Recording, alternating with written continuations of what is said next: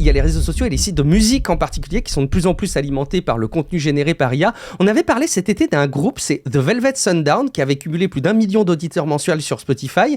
Et là, il y a un nouvel artiste que tu as relevé dans ta veille, qui est entièrement généré par IA et qui, a priori, bat tous les records, c'est ça ? Alors, pas forcément tous les records, mais enfin bon, il faut bien le dire, hein, la musique synthétique, qui est vraiment entièrement générée par IA, elle est indéniablement un succès auprès du public. Alors, il y a en tout cas, il y a au moins un classement outre-Atlantique où la chanson Walk My Walk est arrivé en tête, et le groupe, enfin l'auteur, je sais pas trop, s'appelle Breaking Rust, et il fait la country qui, à des oreilles néophytes, sonne vraiment comme une chanson de country sympa et très très classique, quoi, mais bon, enfin, tout à fait acceptable, hein. Et le classement en question, c'est peut-être pas forcément le plus populaire de tous, parce que je connais pas vraiment très bien, tu vois, quels sont les charts les plus importants aux États-Unis, je peux pas vraiment dire, mais en tout cas, Breaking Rust est aussi arrivé numéro 9 du classement des meilleurs artistes émergents, aussi, dans un autre classement. Ça a été le 1er novembre et il a généré 1,6 million de streams. Donc c'est vraiment pas mal, quoi. Hein. Et c'est pas le seul groupe synthétique à avoir du succès, loin de là. Hein. Et la plupart des auditeurs sont probablement même pas conscients que c'est pas un véritable humain qui chante, hein, et c'est pas du tout caché. Attention, Breaking Rust se cache pas du tout d'être génératif. Mais il y a beaucoup d'autres chansons. Sur les plateformes de musique, c'est pas explicite. Disons, c'est pas le premier truc qu'on dit.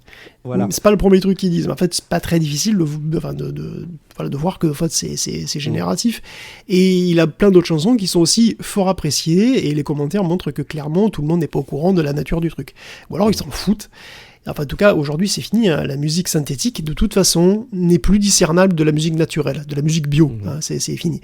Une enquête publiée par Deezer et Ipsos dans 8 pays montre que 97% des auditeurs n'arrivent pas à faire la différence, à la grande surprise de 71% d'entre eux.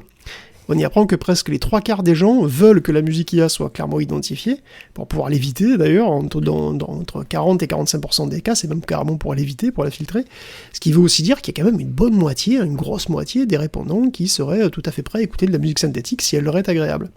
Alors Deezer veut plutôt se positionner sur la musique bio d'ailleurs, hein, et c'est beaucoup moins clair pour Spotify et Apple Music, même si à peu près tout le monde est d'accord sur la transparence quand même, hein. Voilà, on veut dire les choses, c'est normal, on en parle peut-être moins que pour la génération d'images ou de vidéos, mais c'est vrai que l'IA révolutionne aussi le secteur sonore, complètement, hein, même si les relations entre le milieu de la musique et l'IA sont compliquées. D'ailleurs, OpenAI a perdu son procès qu'en Allemagne contre les ayants droit de paroles de chansons, il y a même un procès, bon voilà, apparemment, il a perdu.